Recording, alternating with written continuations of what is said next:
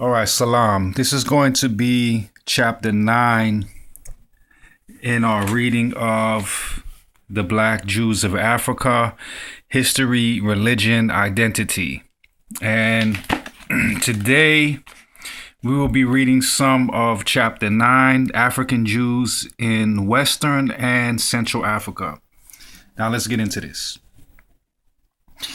As we examine the centuries of speculation concerning Jews in Africa, the myths that have been created in this respect, and the undoubted historical links that existed between Jews, Judaism, and Black Africa at certain times and places, we are forced to reflect on the links between past myths and events and the manifestations of a series of religious movements revolving around Judaism in one form or another. The hints of and clues to a Jewish presence in Africa, so seductive over time and so productive of images and constructions of other, fizzle out in the vast expanses of the African interior. Over the last century, manifestations of similar myths and religious directions have mushroomed in Africa's soil connected with the past through the subterranean world of the imagination. Who is to say whether the account of, say, Leo Africanus had an impact or not on the readiness of 19th century English travelers to find Judaic populations in the Great Lakes area, or on that of French travelers and missionaries to find signs of a Judaic presence in the lush interior of Madagascar. In the previous chapter, we examined evidence for the existence and continued presence of Jews in Western Sub-Saharan Africa. There are no reliable historical records to hint at the presence of Jews in Central, Eastern, or Southern Africa, but legends and myths of Jewish communities and even kingdoms abound in these areas.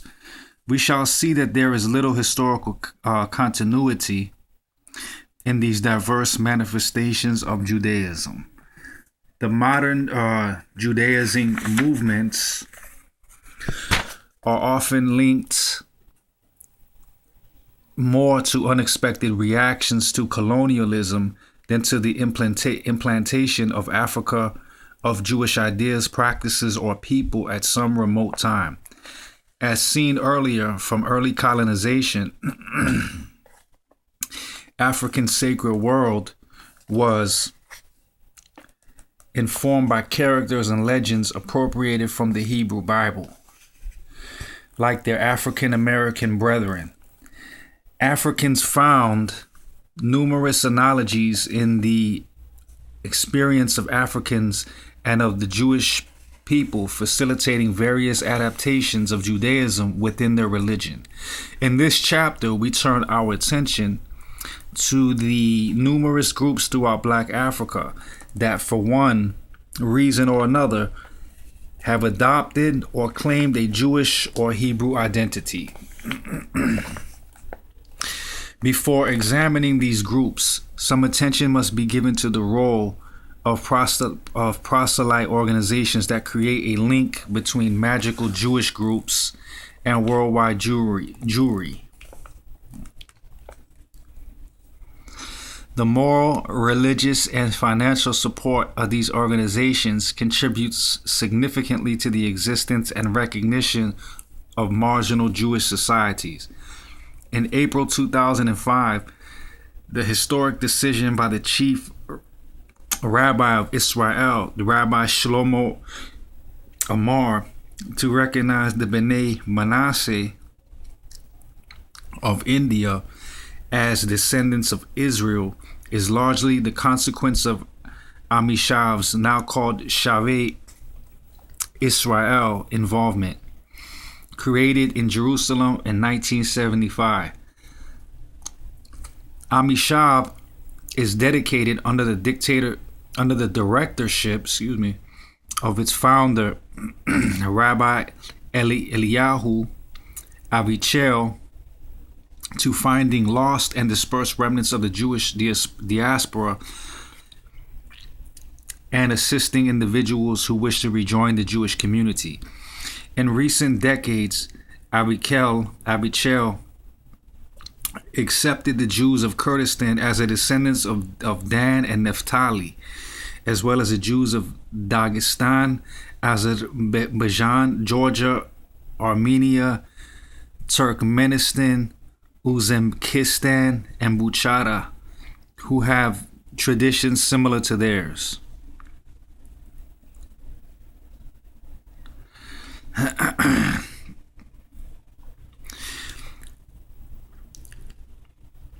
In Africa and elsewhere in the world, the prominent American-based Kalanu, for example, All of Us in Hebrew, organization has undertaken a variety of activities on behalf of marginal Jewish groups, bringing them closer together and closer to mainstream Judaism.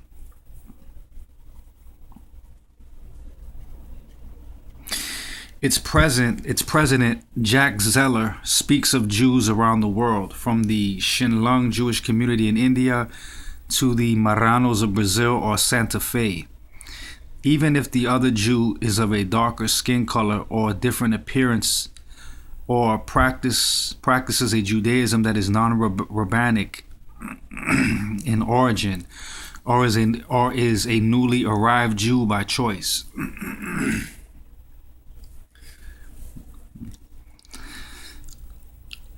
Aware of the electrifying effect of visits by Western Jews to isolated Jewish communities, Kalanu volunteers are numerous among remote communities, where they act as an interface in the exchange of information.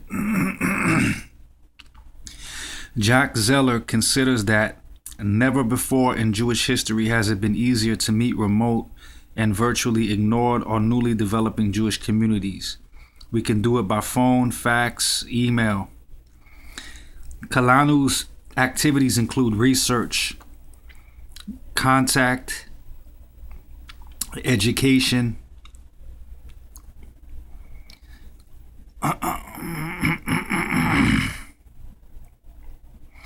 donation of religious books and articles, facilitation to conversion if requested, as we shall see further for the Abayudaya of Uganda.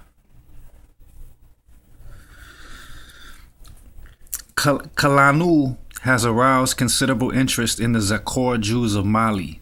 We shall begin our examination with this group, which, while forming part of a worldwide network of recent claimants to a Judaic ancestry, may simultaneously be viewed as actually having some justifiable historical claims. The Zakor Jews of Timbuktu, Mali. Okay, and going back to this part right here, when it says, in recent decades, Abichel accepted the Jews of Kurdistan as the descendants of Dan and Naphtali. All right, this would be if they were, as has been said before, if these were black remnants, not necessarily Europeans, as well as the Jews of Dagestan, Azerbaijan, Georgia, Armenia, Turkmenistan, Uzbekistan, and Bukhara. Okay, who have traditions similar to theirs, but these people converted. All these people, these are Europeans, and then they converted. So let's get back over here. The Zakor Jews of Timbuktu, Mali. Created in 1993 in Timbuktu, the Zakor Association, Zakor meaning remember in Hebrew, comprises about 1,000 people. It is a movement organized around the Malian historian Ismail Daidi Hadara, whose followers claim to be the direct descendants of Saharan Jews. In the manifesto published in 1996 and sent to the presidents of Mali and Israel, diplomatic missions in Mali, and Jewish communities throughout the world, the members of Zakor recognize themselves as Jews and proclaim, "The time has come for us to remember, and this time is one of the most difficult in our history. We shall have to traverse the course of years, from generation to generation, to recall our Israelite origins that the fathers of our fathers kept silently, and to accept this origin. Zakor was created for this purpose. The manifesto, which was published in its entirety in Malian newspapers, affirms in Le Républicain, May 29, 1996, that they want to reconnect with their ancestors. We are Jews because our ancestors were Jews, whose genes are found in all our families. Our Judaism is based on ethnicity. We have to take it, and the world has to accept it. We are Jewish, as are the Falasha or the Falashmura, Mora of Ethiopia. Our history can only be told as the destiny of de-Judaized Jews who nonetheless recognize themselves as being of Israelite origin. The manifesto lists as the three obligations of the members of Zakor to become a Banu Israel community again. First, by teaching their children about their heritage. Second, by learning and using Hebrew as a second language without rejecting Arabic. And third, by safeguarding their socio-cultural heritage. The preservation of their cemeteries being a major element in this respect. The manifesto also refers to the diaspora. Where one Jew can be found in the world, there is Israel. Israel is throughout the world, and Jerusalem and the Promised Land are its navel. Because the Jewish diaspora is throughout the world. However, the founding members of the community consider that our intention is not to return to Israel, but to assert our identity. Since 1996, news of the presence of some 1,000 Jews in Timbuktu spread throughout Mali and in the international press, where Zakor became a widely discussed phenomenon. In March 1996, the Agence France Presse reported on a community of Jewish origin in the Timbuktu area who had in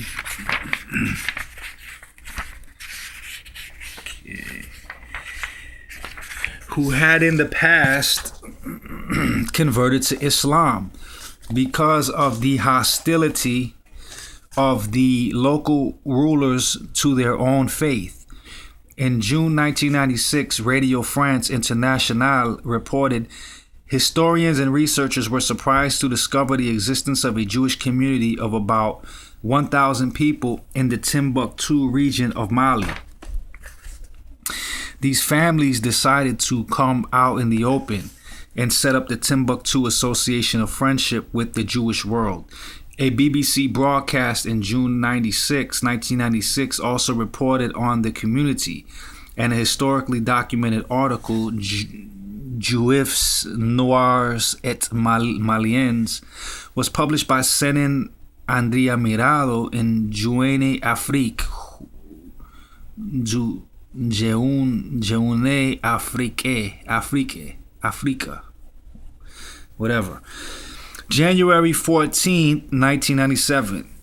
In the United States, Rick Gold's lecture on the hidden Jews of Timbuktu, held in December 1999 at Temple Shalom, Chevy Chase, Maryland, was published in the Washington Jewish Week, December 30th, 1999. In what context did the Zakor members' claim for Judaism arise? In 1992, after more than 20 years of military coups and insecure regimes, a new constitution was approved, providing a multi-party democracy. As descendants of African empires, Ghanaian, Malinke, and Songhai,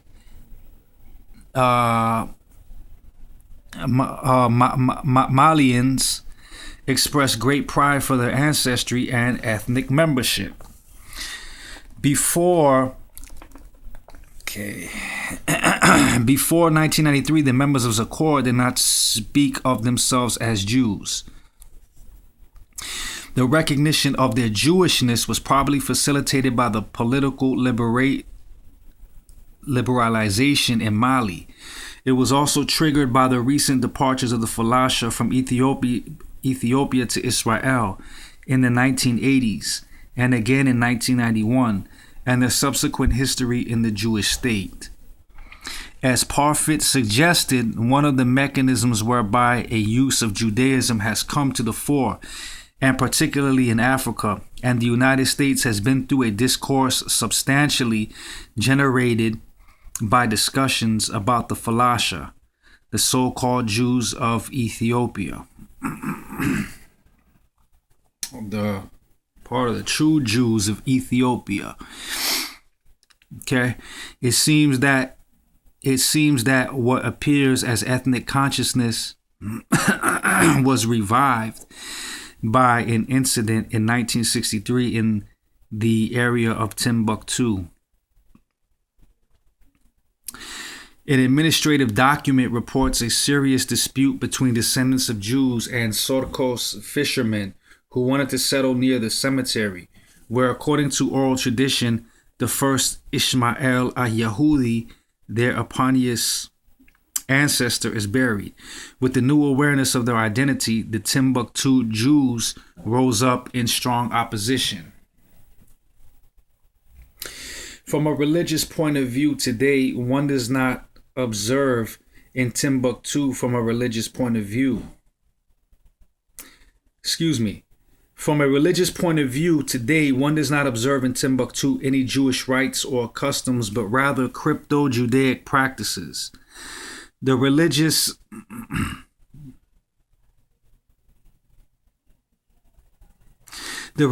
life of the Jews in Timbuktu is highly synchronistic. That is, they claim a Jewish identity and practice Islam. They have been clear from the start that they were devoted only to the reestablishment of Jewish identity and not the conversion to Judaism.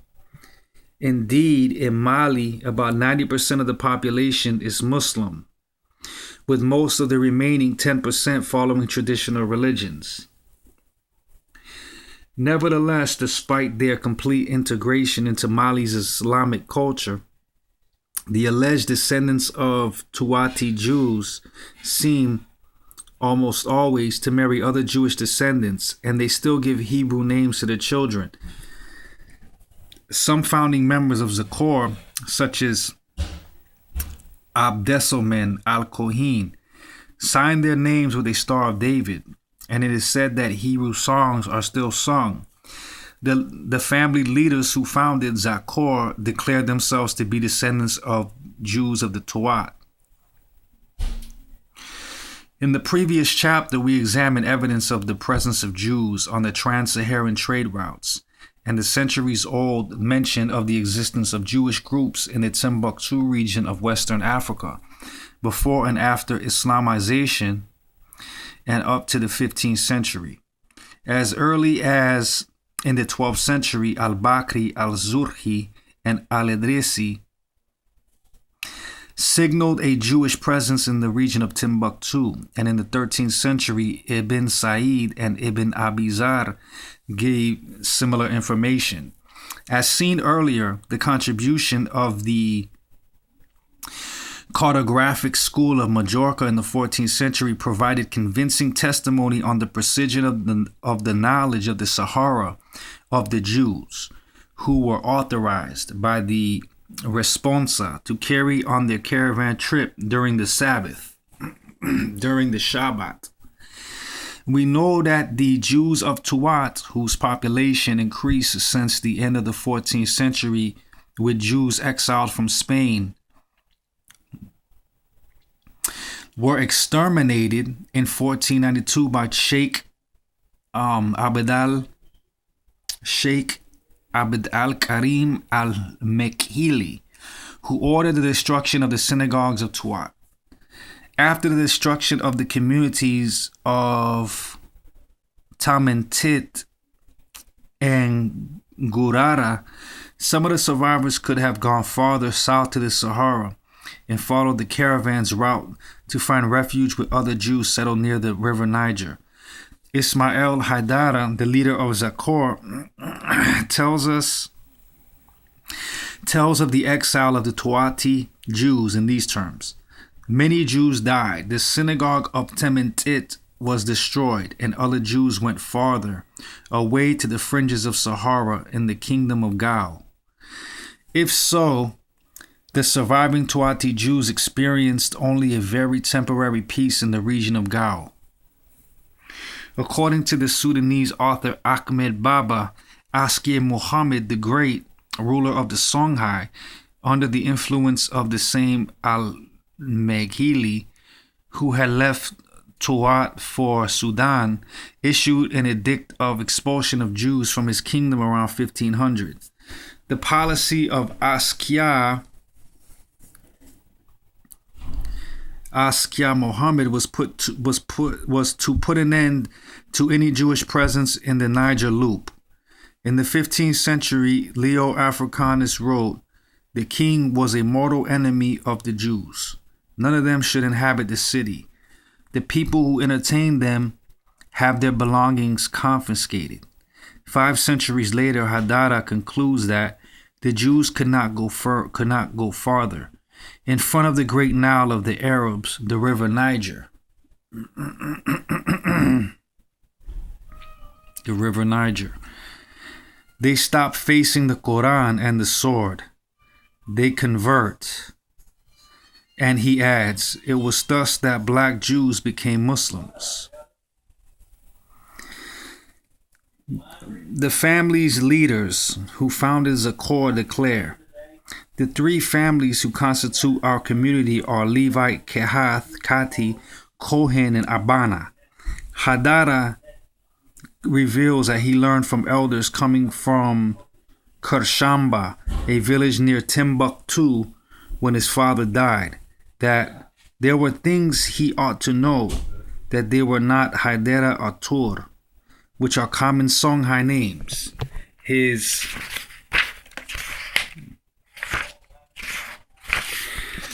uncles revealed to him that their family descended from Jews, but he did not say it.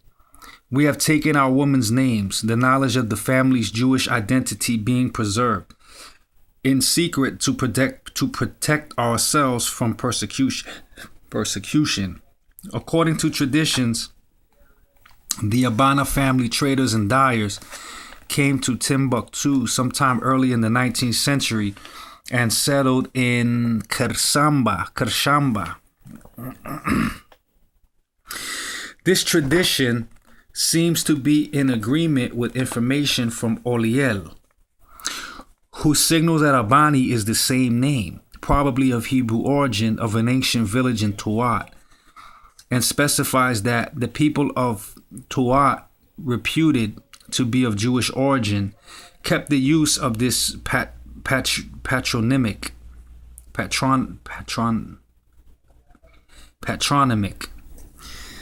In 1996, Haidara possessed 14 commercial and legal manuscripts obtained from a set of family archives that refer to these families. Most of the documents are written in Arabic and some are in Judeo-Arabic. Some have handwritten notations in Hebrew script, and others are in Spanish. Haidara has undertaken a linguistic analysis of these texts to try to retrace an ancient Jewish presence in Timbuktu and to recall his past.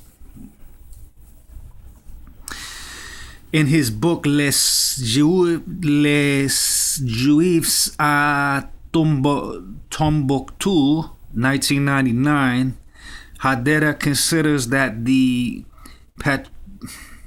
patronymic Kati is a result of an error of vocalization by the translators of Tariq el-Fatash, and that the correct reading would be Kota, a name used by a number of converted Jews in Spain and Portugal. According to his research, the Cota family was forced to convert to Catholicism, then left Spain for Ceuta, Morocco, around 1467. From there, they went to Algeria, then Mauritania, then Timbuktu. Sometime during this journey, the family converted to Islam and adopted the name Kati. The oral tradition of Kirshamba indicates Ishmael Yehudi, as the ancestor of the Kati of Kurmina. This Jew would have reached Cheda through Morocco, Walata, and Kumeira. From him descended the famous Alpha Kota or Kati, who founded Kershamba and undertook the writing of the Tariq el-Fatash, the first historical work on the Niger Loop in 1519. Baubakar Khalidi, the representative of Zakor in Kershamba, provides a variant to this account and notices that they all had the last name of Djarumba, which is not recognized as a Songhai name and which has the same meaning as Eliyahu. For example, Al-Yahudi, the Jew. Among these documents, an account of the year 1080, 1766, noted the death of Al-Hajj Abd al-Salam al-Kuhin, 9th Safar 1080, which is July 17, 1766, without giving any information about him as an individual. The same chronicle also mentioned Al-Hajj Abd al-Karim al-Kuhin, who was captured by the Tuareg during an attack on Timbuktu and released for a ransom of 1,000 mithqals of gold and 2 horses.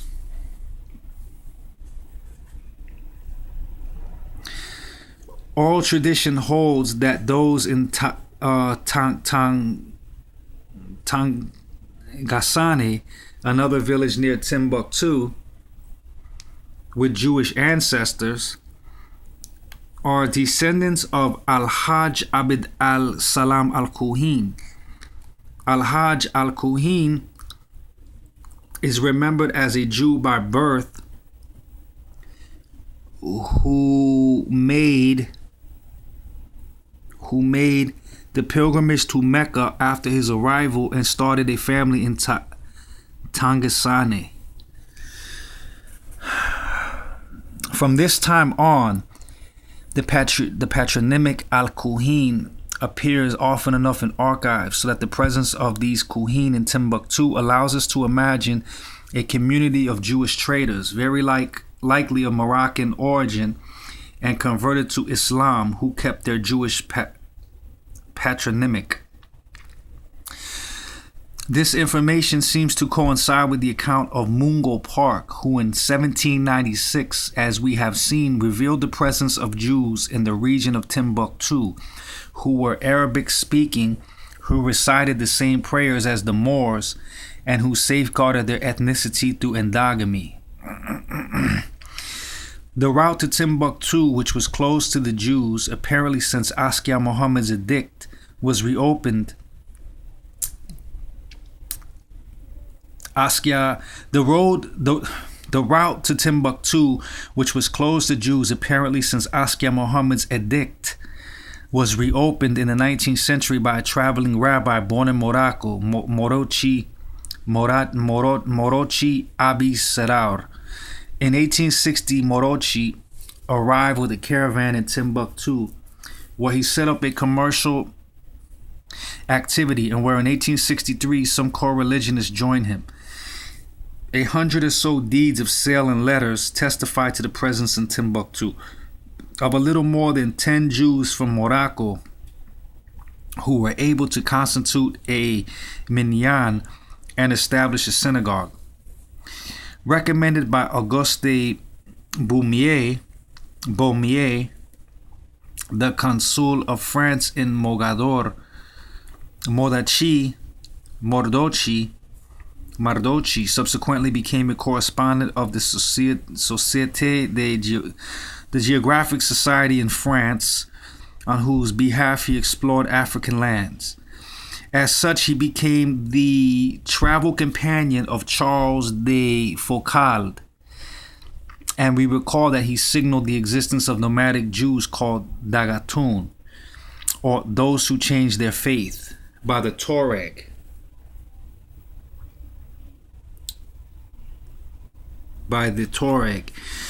According to Mardochi, in order to flee the Tuat from the persecution of Abdel Malik, the Dagatun, whose numbers were estimated at 300,000 or more, scattered everywhere in the desert.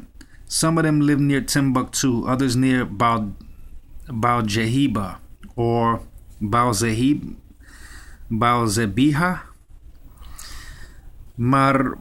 Mabrok Mahmoud. Some of them are on the bank of the river, the Joliba or Niger, in the city of Agadez, and in the city of Bamba, but most of them live in the great desert of Adgag, among the great family of Al-Amirin, who are Orthodox Tuareg.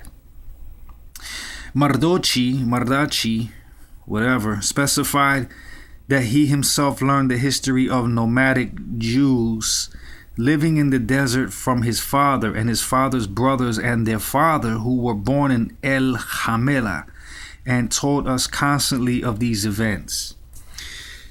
We do not have any reliable historical material to decide if the founding members of Zakor descend from Jews who fled Al-Mekili.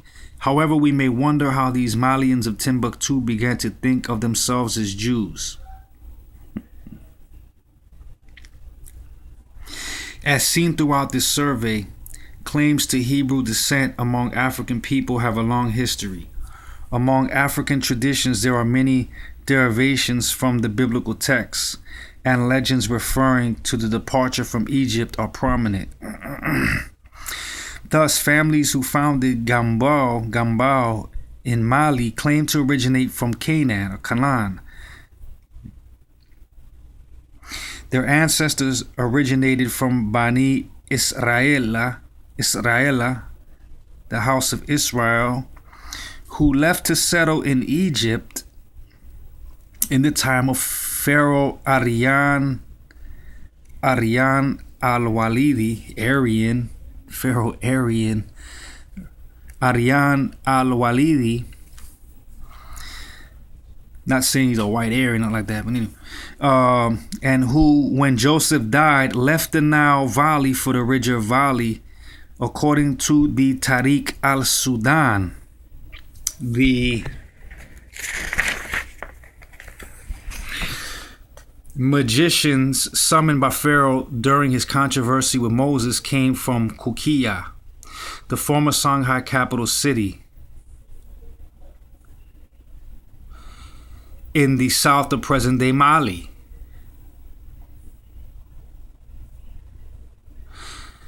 At the beginning of the 19th century, French colonial explorers of the Senegal and Niger rivers adopted the Hamitic hypothesis and merged it with fragments of these legends, which they used to create symbolic distances between groups. We know that De La Fosse's hypothesis of a Judeo-Syrian origin of the Pioul, accompanied the search for the sources of the Senegal and Niger rivers, and the exploration of the city of Timbuktu. His views were based on descriptions and interpretations of Africa of his time, as Felix Dubois observed in Timbuktu the Mysterious. The Songhai themselves furnished further proof that they were originally strangers in the country. Their speech is totally different from the numerous Sudanese dialects, and its roots are those of the language of the Nile. of the language of the Nile. Okay. Moreover, the physical type owns nothing in common with that of the West African Negro.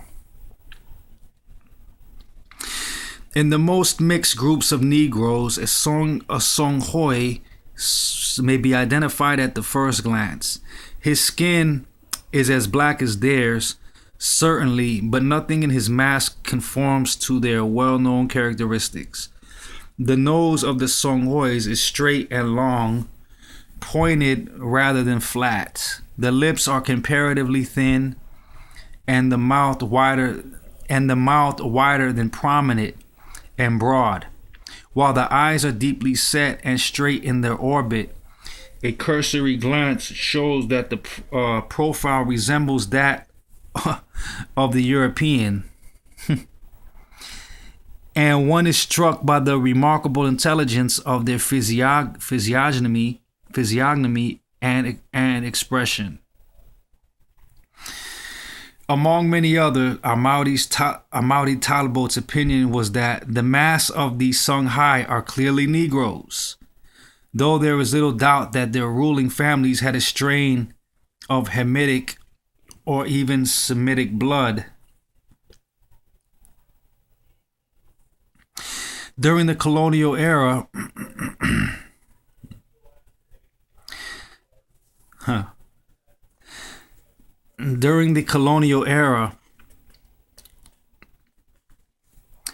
almost every English-speaking anthropologist reflects this influence. In his book, History of the Colonization of Africa by Alien Races, 1913, Sir Harry Johnston attributed an Egyptian origin to the Songhai as follows. Though black skin and woolly hair, their features are often the Caucasian cast, and their characteristics generally those of Negroids rather than Negroes, whatever that is. Charles Meek, whatever that's supposed to mean there. Charles Meek noted among the Songhai in Timbuktu a notable elegance of manners, while a traveler stressed the Egyptian appearance of the portion of their house. Among the influences on the crystallization of Jewish identities, the mythic image of the nomadic Dagatun Jews is probably one of the main elements that gave support to the reorganization of the Timbuktu Jews' identity. At a certain point in